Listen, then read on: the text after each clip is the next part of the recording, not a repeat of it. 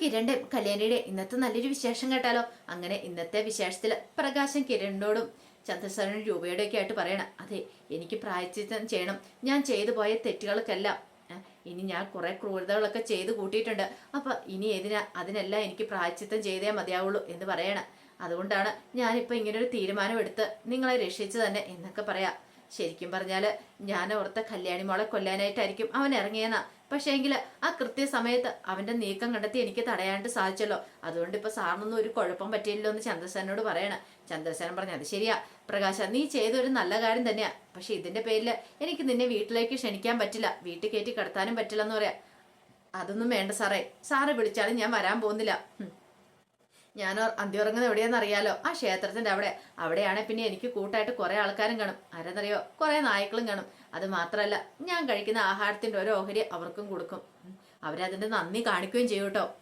അതുകൊണ്ട് ഈ പ്രകാശന് വേറൊരിടത്തേക്കും ഇനി പോക്കില്ല. പക്ഷെ പ്രകാശന്റെ മനസ്സിൽ ചില ആഗ്രഹങ്ങളൊക്കെ ഉണ്ട്. പ്രകാശന്റെ മക്കളെ കാണണമെന്ന്, അവരോടൊന്ന് സംസാരിക്കണമെന്ന്, ഒരിക്കലും അവരുടെ അടുത്ത് പോയി അന്തി ഉറങ്ങണമെന്ന് ഞാൻ ഇപ്പൊ ആഗ്രഹിക്കുന്നില്ല എന്ന് പറയണം. ഇതെല്ലാം കേട്ട് കഴിഞ്ഞപ്പോഴത്തേനും കിരൺ എന്ത് ചെയ്യണം, പേഴ്സിനകത്തും കുറച്ച് പൈസ എടുത്ത് പ്രകാശന് നേരെ നീട്ടുവാണ്. അപ്പൊ പ്രകാശൻ പറഞ്ഞു, വേണ്ട മോനെ, എനിക്ക് ഇതിന്റെ ഒന്നും ആവശ്യമില്ല. മോൻ ഇതിനു മുമ്പ് തന്നപ്പോൾ ഞാൻ വാങ്ങിയായിരുന്നു. എന്തിനാണെന്നറിയോ, മോൻ എന്നൊരു കാര്യം പറഞ്ഞു, ഇതും കൂടെ നല്ല കാര്യം ചെയ്യണമെന്ന്. അതുകൊണ്ട് ഞാൻ ആ പൈസ വാങ്ങി എൻ്റെ കൂടെയുള്ളവർക്ക് ഞാൻ അതും കൂടെ ഒരു നേരത്തെ ആഹാരം വാങ്ങി നൽകി. അതൊരു പുണ്യമായിട്ട് ഞാൻ കരുതുന്നുണ്ട്. പക്ഷെ ഇനി വേണ്ടാന്ന് പറയണം, അല്ലെങ്കിൽ ഒരു നേരത്തെ ആഹാരത്തിലുള്ള വകയൊക്കെ ഞാൻ ഉണ്ടാക്കുന്നുണ്ട്. അതുകൊണ്ട് എനിക്കിനി ഇതിന്റെ ഒന്നും ആവശ്യമില്ല മോനെ എന്ന് പറയണം.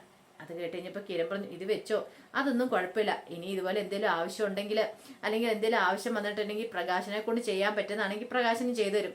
പിന്നീട് കാര്യം മോനെ, എൻ്റെ കല്യാണി മോൾക്ക് ഒരു ആപത്തും വരത്തില്ല. ഞാൻ ജീവനോടെ ഇരിക്കുമ്പോൾ ഇനി അവൾക്ക് ഒരു ആപത്തും വരാനായിട്ട് ഞാൻ സമ്മതിക്കത്തുന്ന ഇല്ലാന്ന് പ്രകാശൻ അങ്ങനെ പറയാണ്. ഈ സമയത്ത് കിരണും അവരെല്ലാം പ്രകാശനെ നോക്കണം. അവർക്ക് ഏകദേശം കാര്യങ്ങളൊക്കെ മനസ്സിലായിട്ടുണ്ടായിരുന്നു. എന്നാൽ ശരി പോട്ടെ എന്ന് പറഞ്ഞിട്ട് പ്രകാശൻ അങ്ങോട്ടേക്ക് പോവാണ്. പ്രകാശൻ പോയി കഴിഞ്ഞപ്പോഴത്തേനും രൂപ പറഞ്ഞു, ഇപ്പൊ അയാൾക്ക് നല്ല മാറ്റമുണ്ടെന്ന് തോന്നുന്നത്, അയാളുടെ അമ്മയെപ്പോലെ തന്നെ, അതുകൊണ്ടല്ല ഇങ്ങനെയൊക്കെ എന്ന് ചോദിക്കുകയാണ്. അത് ശരി തന്നെയാ, മാറ്റം കാണുമായിരിക്കും. പക്ഷെ നമുക്ക് അത്രയ്ക്ക് അങ്ങോട്ട് കണ്ണടച്ച് വിശ്വസിക്കാൻ പറ്റുമോ? കിരൺ പറഞ്ഞു, അത് ശരിയാ. ഒരു പക്ഷേങ്കിൽ അയാളുടെ മോൻ പുറത്തിറങ്ങിയിട്ടുണ്ടെങ്കിൽ, ഇത്രയും കാലം പൊന്നുപോലെ സ്നേഹിച്ച അയാളുടെ മോനെ ഒന്ന് എന്തെങ്കിലും പറഞ്ഞിട്ടുണ്ടെങ്കിൽ അയാളുടെ മനസ്സ് മാറില്ലെന്ന് ആര് കണ്ടെന്ന് ചോദിക്കുക. അത് ശരിയായിട്ടുള്ള കാര്യമാണ്. ഈ സമയം രൂപ പറഞ്ഞു, അതേ കിരണേ, ഒരു കാര്യം പറയാം, ഇനിയിപ്പോൾ അയാൾ മോനെ കാണണമെന്നോ മോളെ കാണണമെന്നോ പറഞ്ഞ് അങ്ങോട്ട് വന്നിട്ടുണ്ടെങ്കിൽ എതിർക്കരുത് കേട്ടോ, അവരെ ഒന്ന് കാണിച്ചേക്കണം. ഇപ്പം അയാളുടെ സ്വഭാവത്തിൽ നല്ല മാറ്റം വന്ന സമയത്ത് നമ്മൾ അംഗീകരിക്കണമെന്ന് പറയണം. കിരൺ പറഞ്ഞു, അത് ഞാൻ ഏറ്റമ്മേ, അതെനിക്കും തോന്നിയ കാര്യമാണെന്ന് പറയണം. ശരിക്കും പറഞ്ഞാൽ അയാളില്ലായിരുന്നെങ്കിലോ ഇപ്പം എന്ത് സംഭവിച്ചാനോ എന്നൊക്കെ പറയണം. പിന്നീട് കിരൺ വീട്ടിലേക്ക് ചെല്ലുവാണ്. അപ്പൊ കിരണിനെ കാണാൻ ദീപയും കല്യാണിയൊക്കെ ആ പാടെ വിഷമിച്ചിരിക്കുക. വിളിച്ചിട്ട് ഫോൺ എടുക്കുന്നുണ്ടായിരുന്നില്ലോ. അപ്പോഴേക്കാണ് കോളിംഗ് ബെൽ അടിക്കുന്നേട്ടെ. അയ്യോ, ആരായിരിക്കും കല്യാണി മോളെ, ചെന്ന് വാതിൽ തുറക്കണ്ടെന്ന് പറയണം. ആകെപ്പാടെ സംശയിക്കാൻ നിൽക്കുന്ന സമയത്ത് കല്യാണിന്റെ ഫോണിലേക്ക് കിരൺ വിളിക്കുക. ഞാനാന്ന് പറഞ്ഞ് വിളിക്കുകയാണ്, കഥ തുറക്കാൻ പറയാ. അങ്ങനെ കല്യാണി പോയി കഥ തുറന്നു. കിരൺ അകത്തേക്ക് കയറി കഴിഞ്ഞപ്പോൾ കല്യാണി ചോദിച്ചു, കിരണായിട്ട് ഇന്ന് എവിടെയായിരുന്നു, എത്ര സമയമായിട്ട് വിളിച്ചിട്ട് കിട്ടുന്നും കൂടി ഇല്ലായിരുന്നല്ലോ എന്ന് പറയണം. അതൊക്കെയുണ്ട്, ആദ്യം കഥ കടക്കി പറയാന്ന് പറയണം.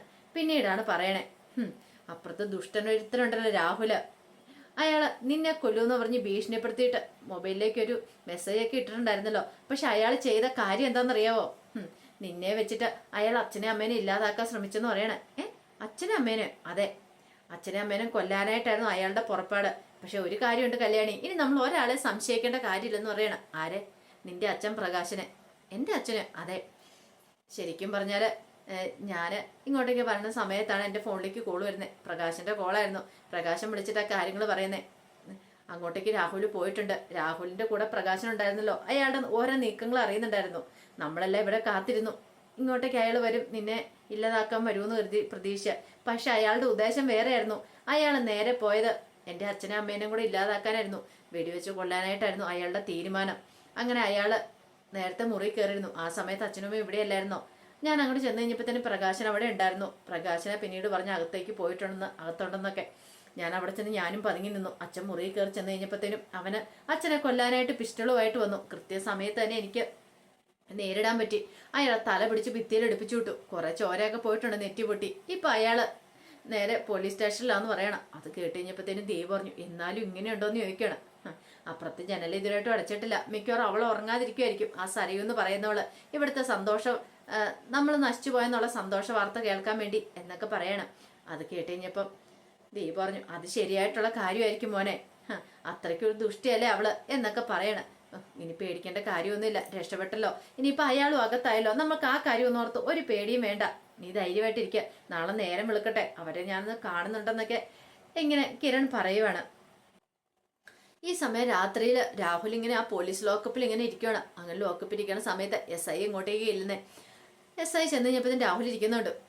രാഹുൽ SI കണ്ടപ്പോഴത്തേനും പതുക്കെ ഇങ്ങനെ എഴുന്നേറ്റ് അങ്ങോട്ടേക്ക് വരുവാണ്. ഈ സമയത്ത് രാഹുലിനോട് SI പറഞ്ഞു, എടാ ഇപ്പം നിന്റെ തലയ്ക്ക് നല്ല മുറിവുണ്ട്, ഒരു 5-6 തുന്നിക്കെട്ടുമുണ്ട്, അതുകൊണ്ട് നിന്നെ കൈകാര്യം ചെയ്യുന്നില്ല.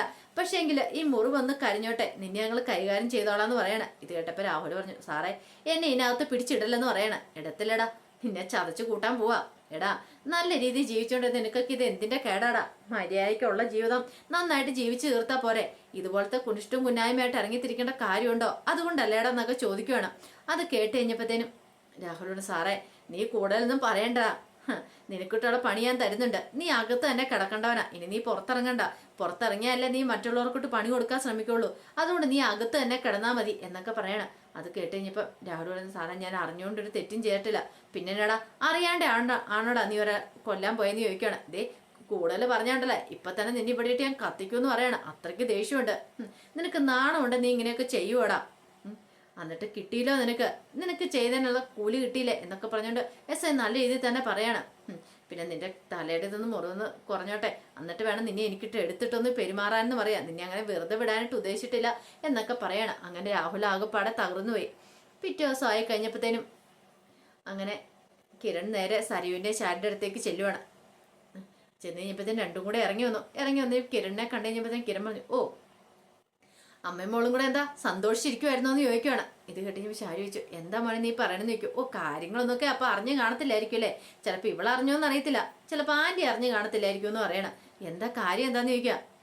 നിങ്ങൾ എല്ലാവരും കൂടെ കൂടി ചേർന്നിട്ട് എൻ്റെ അച്ഛനും അമ്മയും ഇല്ലാതാക്കാനായിട്ട് അയാളെ വിട്ടിട്ടുണ്ടായിരുന്നല്ലോ, ആ രാഹുൽ എന്ന് പറയുന്ന ബഗാസുരനെ, അയാൾ ഇപ്പൊ പോലീസ് ലോക്കപ്പിലാന്ന് പറയണം. ഇത് കേട്ടപ്പോൾ ശാരി ഒന്ന് ഞെട്ടി. സരിയിൽ ഒരു ഭാവവ്യത്യാസം ഉണ്ടായില്ല. കണ്ടില്ലേ, ഇവൾക്ക് അതൊന്നും കേട്ടിട്ട് ഒരു കുഴപ്പമില്ല, കാരണം ഇവൾക്കറിയായിരുന്നു അങ്ങനെയൊക്കെ സംഭവിക്കുമെന്ന്. ഈ സമയം സരി പറഞ്ഞു, അനാവശ്യം പറയില്ലെന്ന് പറയണം. അനാവശ്യമോ എടി, നീ ജെല്ലം തുറന്നിട്ട് കാത്തിരുന്ന എന്തിനാണെന്നറിയാം, സന്തോഷ വാർത്ത കേൾക്കാൻ വേണ്ടിട്ടല്ലേ, എൻ്റെ കല്യാണിയുടെയൊക്കെ മരണം, അത് നടക്കാത്തതിൻ്റെ ദേഷ്യം വിഷമം നിന്റെ മുഖത്തുണ്ടെന്ന് എനിക്ക് മനസ്സിലായെന്ന് പറയണം. പിന്നീട് പറഞ്ഞു, നിനക്ക് എത്ര കിട്ടിയാലും പഠിക്കില്ലല്ലേ നീ നിന്റെ അച്ഛനും അമ്മയൊക്കെ. ഈ സമയം ശാരി പറഞ്ഞു, മോനെ എനിക്കൊന്നും അറിയത്തില്ല, ചിലപ്പോൾ നിങ്ങൾക്ക് അറിയത്തില്ലായിരിക്കും, നിങ്ങളുടെ ഈ നിൽക്കുന്ന മോളുണ്ടല്ലോ ഇവൾക്ക് കാര്യങ്ങളൊക്കെ അറിയാമെന്ന് പറയണം. അയാൾ ചെയ്തു പോയ ക്രൂരത എന്താണെന്നറിയാവോ, എൻ്റെ അച്ഛനെ അമ്മയെ ഇല്ലാതാക്കാനായിട്ട് വെടിവെച്ച് കൊല്ലാനായിട്ട് ശ്രമിച്ചേ. ഒന്നുമല്ലേലും നീയൊക്കെ ആൻറ്റീന്ന് വിളിക്കുന്ന എൻ്റെ അമ്മയുണ്ടല്ലോ, എത്ര കാലം നിനക്കൊക്കെ വെച്ച് വിളമ്പിയിട്ടുണ്ടേ, എന്നിട്ട് വേണം നീ ഇതൊക്കെ ചെയ്യാനെന്ന് പറയണം. ഇത് കേട്ടപ്പോൾ ശാരി പറഞ്ഞു, അങ്ങനെയൊന്നും പറയരുത് മോനെ, ഞാൻ മനസ്സിൽ പോലും ചിന്തിച്ചിട്ടില്ലെന്ന് പറയണം. നിങ്ങൾ ചിന്തിച്ചിട്ടുണ്ടാവില്ല, പക്ഷെ നിങ്ങളുടെ മോളും നിങ്ങളുടെ ഭർത്താവും ചിന്തിച്ചു, അതിനുള്ള ശിക്ഷ അയാൾക്ക് കിട്ടുകയും ചെയ്തു. ഇനി അയാൾ ഒരിക്കലും പുറത്തിറങ്ങാനായിട്ട് പോകുന്നില്ല, അയാൾ അകത്ത് തന്നെ കിടക്കത്തുള്ളൂ, ഈ ജന്മത്തിൽ അയാൾ പുറത്തിറങ്ങില്ല, അതിനുള്ള വഴിയൊക്കെ ഞാൻ കണ്ടിട്ടുണ്ടെന്ന് പറയണം. അത് കേട്ടപ്പോൾ സരയുവിനൊട്ടും സഹിച്ചില്ല. പിന്നീട് കിരൺ പറഞ്ഞു, ഇനി ഇതുപോലത്തെ പരിപാടിയായിട്ട് ഇറങ്ങുകയാണെങ്കിൽ ഒന്നിനും ഞാൻ വെറുതെ വെച്ചേക്കില്ല, അറിയാലോ ഈ കിരൺ ആരാ നീക്ക് അറിയാൻ പോകുന്നുള്ളൂ എന്നും പറഞ്ഞ് വെല്ലുവിളിച്ചിട്ട് അങ്ങോട്ട് പോവാണ്. പക്ഷെ സരയുവിന് സഹിച്ചില്ല. സരയു പറഞ്ഞു, അവൻ പോയി വെല്ലുവിളിച്ചിട്ട് പോയത് കണ്ടില്ലേ, ഞാനിപ്പോൾ തന്നെ പോലീസ് സ്റ്റേഷനിലേക്ക് പോവാ, എനിക്ക് എൻ്റെ അച്ഛനെ പുറത്തിറങ്ങണമെന്ന് പറയാം. മോളെ നീ അങ്ങോട്ട് ചെന്നിട്ട് എന്ത് ചെയ്യാനായിട്ടാ? എന്ത് ചെയ്യാനാന്നോ, നിങ്ങളുമായിട്ട് എനിക്ക് യാതൊരു ബന്ധമില്ല, ഒരു രക്തബന്ധം പോലും ഒന്നുമില്ല, പക്ഷെ അതെനിക്ക് എൻ്റെ അച്ഛനാണ്, എൻ്റെ രക്തമാണ്, അപ്പം എനിക്ക് എൻ്റെ അച്ഛനെ രക്ഷിച്ചല്ലേ മതിയാവുള്ളൂ. പിന്നെ നിങ്ങൾക്ക് എന്നോട് വരാൻ കാണുമായിരിക്കും, കാരണം നിങ്ങളുടെ മോള് മരിച്ചു പോയിട്ട് കള്ളത്തരം പറഞ്ഞ് എന്നെ കൊണ്ട് അടുത്ത് കിടത്തിയതല്ലേ. പക്ഷേ എങ്കിൽ എൻ്റെ അച്ഛനും ഞാനും തമ്മിലുള്ള ബന്ധം അങ്ങനെയല്ല, ഞങ്ങൾ അച്ഛനും മോളുമാണ്, അപ്പം എനിക്ക് എൻ്റെ അച്ഛനെ രക്ഷിച്ചാലേ മതിയാവുള്ളൂ, ഞാൻ അങ്ങോട്ടേക്ക് പോകാമെന്നും പറഞ്ഞുകൊണ്ട് സരി അങ്ങോട്ടേക്ക് പോകുമ്പോൾ എന്ത് ചെയ്യണമെന്ന് അറിയത്തില്ല, അത് ശാരി നിൽക്കുക. അപ്പോൾ അതിൻ്റെ വിശേഷങ്ങളൊക്കെ എന്ന് കാണുന്നത്. ഇതിൻ്റെ ബാക്കി വിശേഷങ്ങളുമായിട്ട് വൈകുന്നേരത്തെ പ്രൊമോയി വരാട്ടോ. ഒരിക്കൽ കൂടി എല്ലാവർക്കും ശുഭദിനം നേർന്നുകൊണ്ട് നിർത്തുന്നു.